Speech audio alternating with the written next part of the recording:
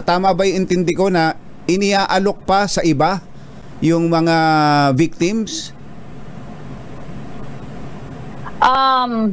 Yung ano lang po, hindi naman lahat, no.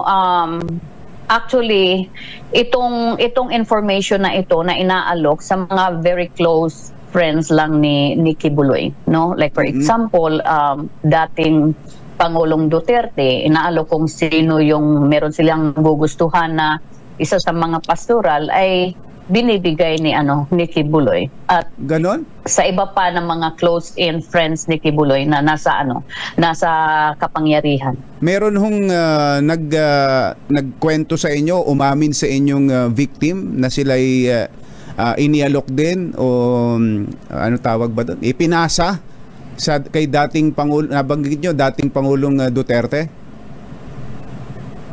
Yes po. Yes, Jerry, meron po, meron. Nagulat ako doon Ako din. Hindi, medyo kanyon. Nasaan po yung victim na yun ngayon, Miss Arlene?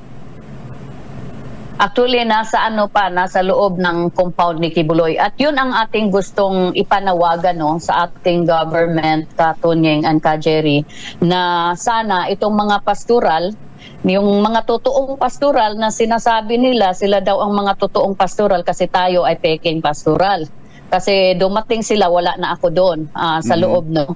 So sana panawagan natin na itong mga totoong pastoral ay sana maimbitahan sa Senado sa susunod na hearing para naman i-present nila itong mga accusation na ito at maprotektahan nila si Kibuloy.